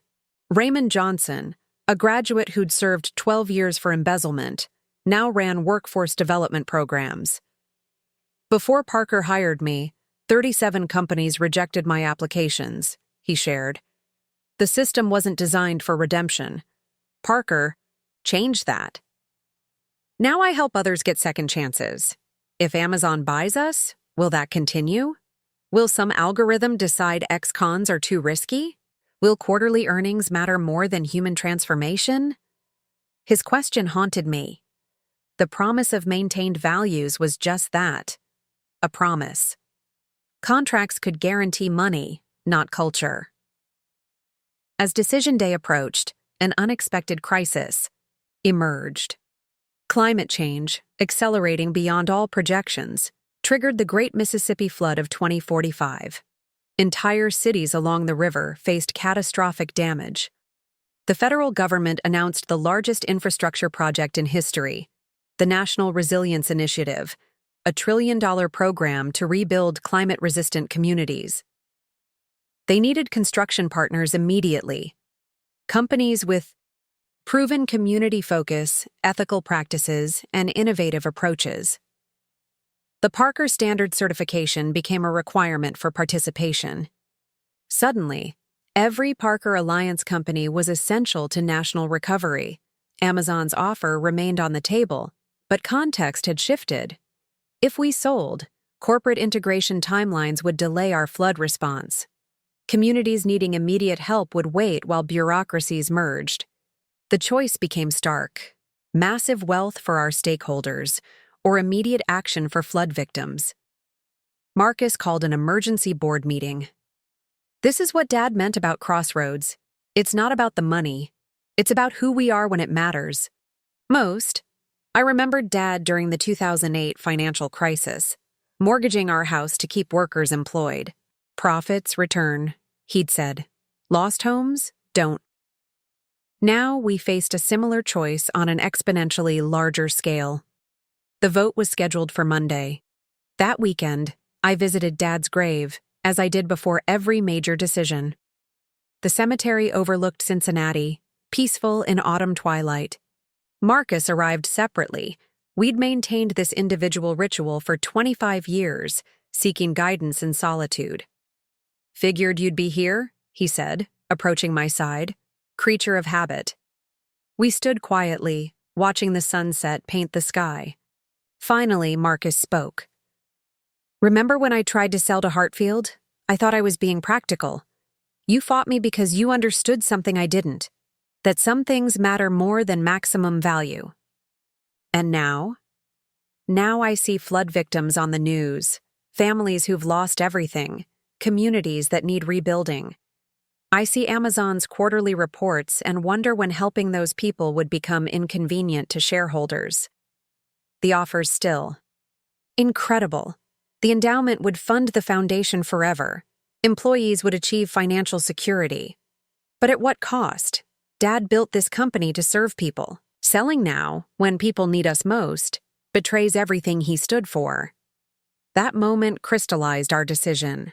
Not the logic or the emotion, but the clarity that sometimes the right choice is obvious once you strip away justifications and fears.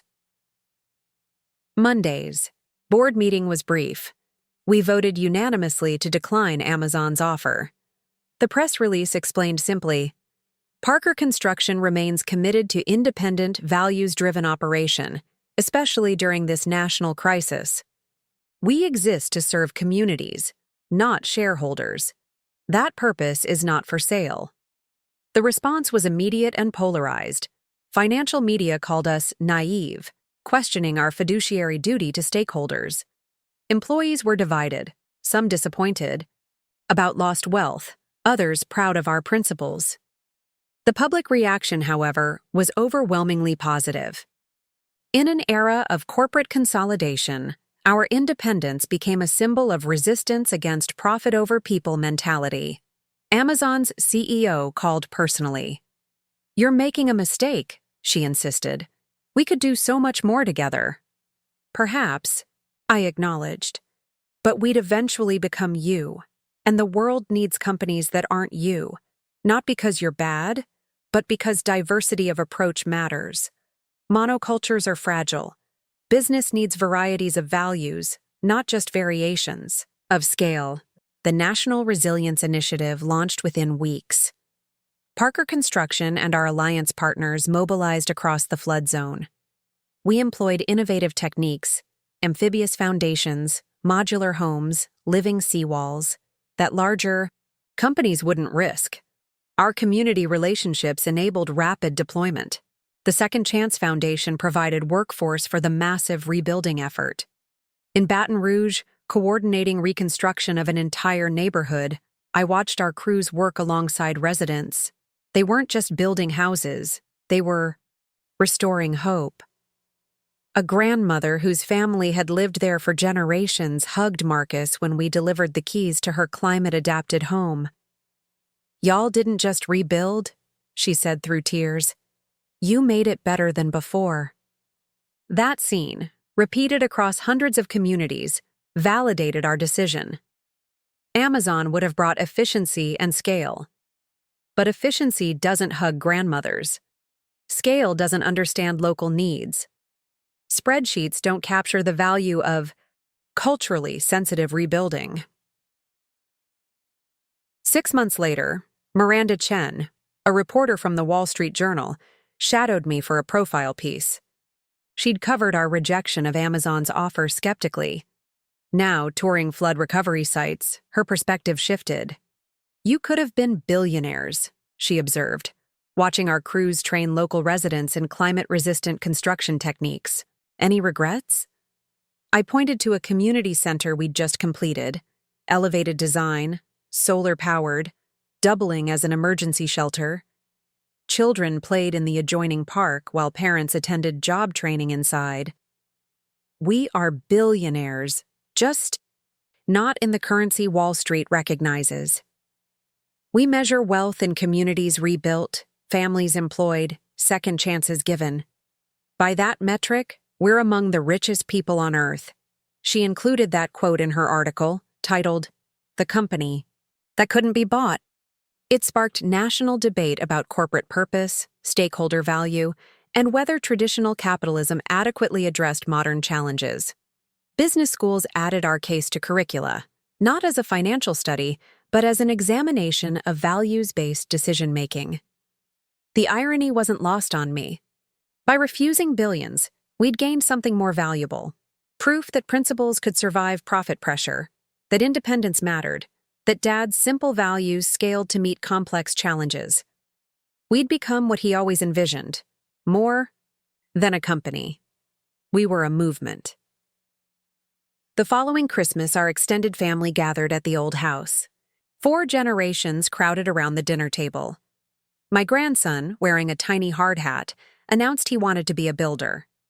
Marcus's granddaughter, all of 6 years old, corrected him. Not just a builder, a community builder, like great-grandpa. Bill. Children understand the truth simply. We hadn't just preserved a company, we'd protected a legacy of service, a culture of redemption, a belief that business existed to improve lives. Those values, transmitted through generations, were worth more than any acquisition offer. That night, I found myself in Dad's workshop for the last time. We'd decided to donate it to the Construction Heritage Museum, preserving it exactly as he'd left it. The small hammer, the coffee mug, the calendar, all would help future generations understand how great things begin with simple tools and clear values. I left a final edition, the letter he'd written for this crossroads moment. Future visitors would read his words, understanding that the biggest decisions aren't about maximizing value, but about honoring values. That true wealth isn't measured in billions, but in benefits to others. That building something good matters more than selling something valuable. Walking out, I turned off the lights. The workshop would reopen tomorrow in its new role, not as a private sanctuary, but as public inspiration. Like Parker Construction itself, it would serve a larger purpose. The tools that built a family company would now teach countless others that business and conscience needn't be strangers, that growth and goodness could be partners, that the best inheritance isn't money, but meaning. The snow had started again, rare for Christmas in Cincinnati, these days. But change, even climatic, brought opportunities. We were already pioneering new techniques, training workers in climate adaptation, transforming challenges into innovations. The future held uncertainties, but also possibilities. Parker Construction would meet tomorrow as we'd met every yesterday, with honest work, fair treatment, and unwavering belief in second chances. Dad's legacy lived not in what we'd built, but in how we built it. Not in what we owned, but in what we served. Not in the offer we accepted, but in the one we refused. We build more than structures. We build futures. And the future, like the past, would be built one right decision at a time. As I drove home through the snowy streets, past buildings we'd erected and communities we'd served, I understood what Dad knew all along. The greatest crossroads aren't about choosing between options. They're about choosing who you are. We'd chosen to remain builders, of structures, of opportunities, of hope. The letter arrived on a Tuesday morning, delivered by a courier who insisted on a signature. The envelope bore the seal of the United States Supreme Court, addressed to Sarah Parker Chen, CEO of Parker Construction. My hands trembled slightly as I opened it, not from age at 75, but from the weight of what this moment represented. Inside, Chief Justice Maria Gonzalez, who'd started as a project manager with us decades ago, had written personally, "The court unanimously upholds the Parker Doctrine. Corporate personhood cannot supersede human dignity. Business entities must demonstrate community benefit to maintain legal protections. Congratulations on changing American corporate law forever." I set the letter down and looked out the window of the Cleveland office, where Parker Construction's headquarters had moved after Cincinnati's climate challenges. My daughter Sarah, named for our longtime CFO, sat across from me, her own hands steady despite the magnitude of the news. At 42, she'd led the company for 5 years, after Marcus and I stepped back to advisory roles. "We did it," she breathed. "The Parker Doctrine is now constitutional law." The journey to this moment had begun 15 years earlier, when automation threatened to eliminate 40% of construction jobs nationwide. Sarah, then a young executive fresh from MIT, had proposed something radical: the community equity model. Instead of replacing workers with machines, Parker Construction would retrain them as technology operators, sharing ownership of the automated systems with the communities we served. Wall Street called it economic suicide.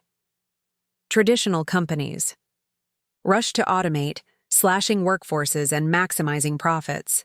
We took the opposite path, creating cooperative ownership structures where workers and communities shared in technological advancement's benefits. The model worked beyond our wildest dreams. Communities became stakeholders, not just service recipients.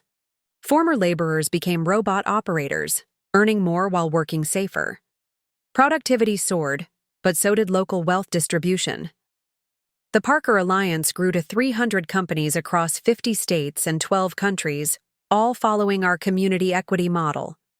Then came the legal challenges. Traditional corporations sued, claiming our model created unfair competition. They argued that prioritizing community benefit over shareholder profit violated fiduciary duty. The case wound through courts for a decade, becoming a referendum on corporate purpose in the 21st century. Marcus, now approaching 90 but still sharp, had testified before Congress. My father built Parker Construction on a simple principle. We exist to serve communities, not exploit them. That's not anti-business. It's sustainable business. When communities thrive, companies thrive. When workers prosper, economies prosper. The only thing threatened by our model is greed. His testimony went viral, viewed 500 million times globally. The phrase Parker Principles entered common usage, representing stakeholder capitalism's evolution. Business schools restructured entire programs around our methodologies. The United Nations adopted our community equity model as a template for sustainable development. The phone buzzed.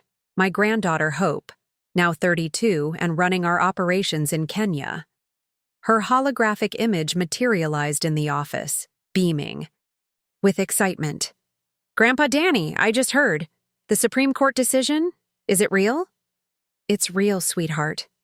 Your great-great-grandfather's values are now part of constitutional law." Hope had taken Parker Construction places we'd never imagined. After earning engineering degrees from MIT and social entrepreneurship credentials from Oxford, she'd launched Parker Global Initiative. Working in climate-devastated regions, she pioneered regenerative construction, building techniques that actually improved environmental conditions while creating shelter. Her projects in Bangladesh housed millions of climate refugees in structures that purified water and generated more energy than they consumed. In the Sahara, her team built entire cities that reversed desertification, creating oases where only sand had existed. The technology was groundbreaking, but the approach was pure Parker. Employ local workers, share ownership with communities, measure success in improved lives. "I'm announcing our next project tomorrow," Hope continued. The Mars Colony Initiative selected Parker Construction as lead contractor for humanity's first off-world settlement. We'll employ 10,000 people globally, with 50% coming from historically disadvantaged communities. Grandpa Bill would have loved this. We're literally building among the stars. I smiled, imagining Dad's reaction to construction, projects on Mars. He'd probably focus on practical concerns. How do you pour concrete in low gravity? What about worker safety and spacesuits? But he'd be proud that Parker values would extend beyond Earth. Fair wages, community benefit, second chances, even in space.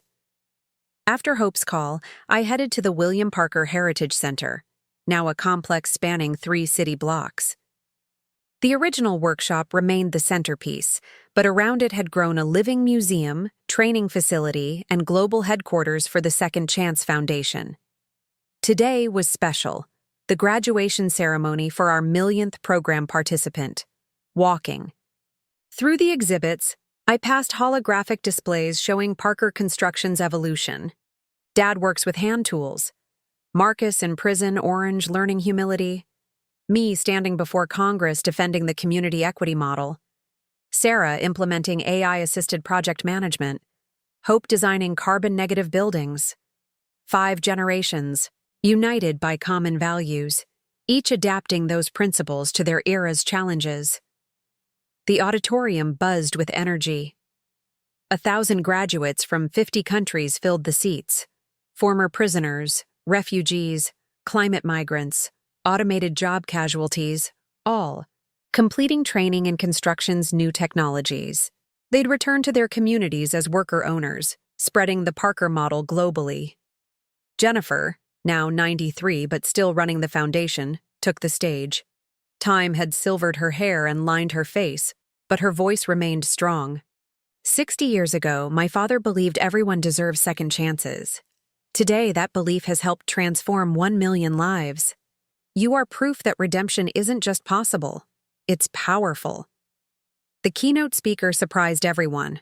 Thomas Hartfield III, grandson of the man who'd tried to destroy us decades ago.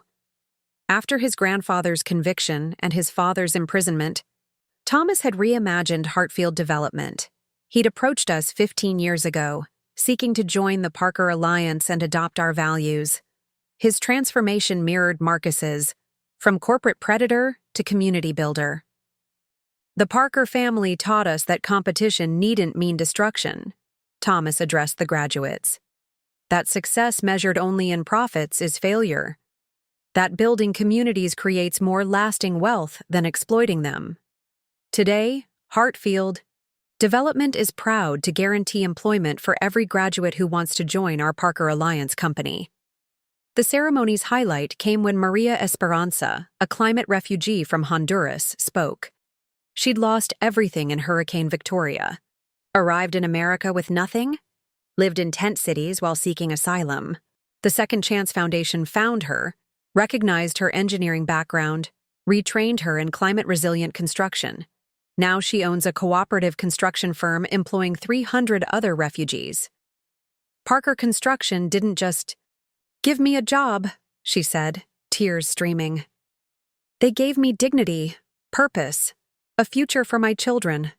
This is the American dream, not just individual success, but lifting others as we rise. As graduates received their certificates, I thought about multiplication effects. Each person here would employ others, train others, inspire others. The ripple effects were incalculable. Dad's simple values, honest work, fair treatment, second chances, had become a global movement reshaping capitalism itself. That evening, our extended family gathered for our monthly dinner. The tradition had evolved but endured. Sarah's children debated construction techniques for the Mars project. Marcus's great-grandchildren, visiting from their home in Lagos where they ran Parker Nigeria, shared innovations in bamboo-based building materials. Jennifer's descendants, scattered across continents running Second Chance facilities, joined by holograms. Marcus, despite his age, still attended in person. He'd remarried after Angela's death, to Carmen, a former judge who'd sentenced him 45 years ago and reconnected at a restorative justice conference. Their relationship embodied redemption's possibility, showing how former adversaries could become partners. I've been thinking about Dad lately, Marcus mused over dessert. What? He'd make of all this. Parker construction on Mars. Our values become law. 1 million people getting second chances. He'd focus on the work, I replied. Ask if we're still building quality structures, still treating workers fairly, still serving communities. Are we? This from Jonathan, Sarah's 18-year-old son, preparing for college. His generation faced challenges we couldn't imagine: climate chaos, AI displacement, potential Mars colonization. Sometimes I wonder if we've complicated Grandpa Bill's simple vision. Sarah fielded this. Your great-grandfather's vision wasn't simple, it was fundamental. Like physics principles that govern whether you're building a shed or a space station. The applications change, but core truths remain. We treat people with dignity. We build for community benefit. We believe in redemption. Everything else is just adaptation. After dinner, I walked alone to the memorial room. Portraits lined the walls: Dad, Mom, early employees like Jose Martinez. The small hammer sat in a case, my childish signature still visible. Beside it lay newer additions: Marcus's first paycheck as a laborer, Sarah's MIT diploma, Hope's plans for the Mars colony. A notification chimed. The president wanted to discuss implementing Parker principles in federal infrastructure policy. The European Union sought advice on community equity legislation. China requested partnership in rebuilding climate-damaged regions. The work never stopped growing, the influence never stopped spreading. But tonight, I just wanted quietness with memory. I picked up a photo from Dad's funeral. Marcus and I standing apart, Jennifer between us, family fractured by greed and misunderstanding. Beside it sat a recent image, all of us at Hope's Mars project announcement, generations united in purpose. The journey between those photos contained every lesson that mattered. My phone buzzed. Rebecca, my wife of 50 years, texting from home. Don't stay too late. Tomorrow's another early start. The work continues. I smiled. Some things never changed. Parker people still rose before dawn, still built dreams from concrete and determination. The materials evolved: smart concrete, regenerative systems, even Martian regolith, but the mission remained constant. Walking out, I passed the night construction class, new immigrants learning skills, former inmates gaining certifications, climate refugees finding hope. Through the window, I watched an instructor, one of our graduates from 20 years ago, teaching blueprint reading. His students hung on every word, seeing possibility in technical drawings. The parking lot held vehicles from across the economic spectrum: construction trucks beside Teslas, bicycles next to buses. The Parker model had created unprecedented wealth distribution. Our janitors owned shares worth millions. Our executives lived comfortably but not extravagantly. The gap between highest and lowest paid had shrunk to 21, compared to industry averages of 300.1. Driving home through Cleveland's rebuilt downtown, carbon-neutral buildings, green spaces, thriving neighborhoods, I reflected on legacy. Dad worried his sons would become enemies.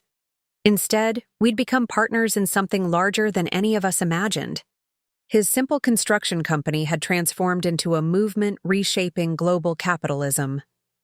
At home, I found Rebecca in Dad's old recliner, reading to our great-grandchildren. The book was new, Grandpa Bill and the Magic Hammer, but the message was timeless. Work hard, treat people fairly. Everyone deserves second chances. Build things that matter. And that's how Grandpa Bill taught his sons that building communities was more important than making money, Rebecca concluded. 7-year-olds. Michael raised his hand. But Grandma Becca, they did make money, right? Parker Construction is super successful. Rebecca smiled. Yes, sweetie, but success came because they focused on helping others, not on getting rich. When you build something good for the right reasons, success follows naturally. I'm going to be a builder, Michael declared. Maybe I'll build the first school on Mars. Maybe you will, I agreed, kissing his forehead. But remember what matters most. Whether you're building on Earth or Mars, in Cleveland or Kenya with hammers, or robots, always build with integrity. Always consider community impact. Always offer second chances. That's the Parker way. Later, as Rebecca and I prepared for bed, she asked, "Any regrets? All those billions we turned down from Amazon? The simpler life we could have led?" I considered it while brushing my teeth. None. We have something worth more than billions. Proof. That business can elevate humanity rather than exploit it. That values can survive success. That Dad's principles work at any scale. The Supreme Court decision vindicated everything, she noted. Corporate America must now consider community, impact. That's your family's gift to the world. Dad's gift, I corrected. We just delivered it. That night, I dreamed of Mars. Hope stood in a spacesuit beside a construction site, Earth hanging in the butterscotch sky. Workers from every nation, ethnicity, and background labored together, building humanity's first extraterrestrial city. The Parker Construction logo adorned their equipment, but more importantly, Parker values guided their work. In the dream, Dad appeared beside Hope. He looked exactly as I remembered, weathered face, calloused hands, eyes full of kindness. He examined the Martian construction project with professional interest, nodding approval at proper safety procedures and quality control. Not bad, he told Hope. But remember, you're not just building shelter, you're creating community. Every beam, every joint, every foundation must serve human dignity. I know, Great-Grandpa, Hope replied. We build more than structures. We build futures. He smiled, that familiar expression of quiet pride. That's my girl. The work continues. I woke at 4:30 a.m. Old habits die hard. Through the window, Cleveland's skyline glowed with sustainable lighting. Somewhere, night shift crews were building. In offices worldwide, Parker Alliance companies planned projects. At Second Chance, facilities, people prepared for new opportunities. On drawing boards and computers, the next generation designed structures we couldn't yet imagine. The work indeed continued, from Dad's single truck to interplanetary construction, from local contractor to Supreme Court precedent, from family business to global movement. The tools had changed, the scale had exploded, but the foundation remained, solid. We build more than structures. We build futures. We create more than wealth. We foster hope. We measure success not in billions earned, but in lives transformed. That's the Parker legacy. Not what we own, but what we've given. Not what we've constructed, but who we've lifted up. Not the offers we accepted, but the values we refused to compromise. As dawn approached and the city stirred, I felt profound gratitude for a father who taught dignity through work, for a brother who found redemption through humility, for a sister who made second chances systematic, for a daughter who proved principles could scale, for a granddaughter who took our values to the stars. The story that began with betrayal and a bitter reading had become something beautiful. Proof that families can heal, that business can serve humanity, that simple values can reshape the world. Dad's toolbox had built more than buildings. It had constructed a new vision for capitalism itself, one hammer stroke at a time. The alarm buzzed. Time to rise. Time to build. The work, the real work of creating opportunity, fostering dignity, and serving the community, never ended. And that's exactly how William Parker would have wanted it. In his workshop-turned-museum, that small hammer waited for the day's first visitors, ready to inspire another generation of builders. Not just builders of structures, but builders of hope. Not just creators of shelter, but architects of human potential. The legacy lived on, multiplying through every life touched, every chance given. every future built on the foundation of simple, enduring values. The work continues. The values endure. We build. Looking for more? We've got 2 amazing stories ready for you right on screen. If this one touched you, these are absolutely worth your time. Click to watch them now. And hey, subscribe. And hit that bell to never miss our latest uploads.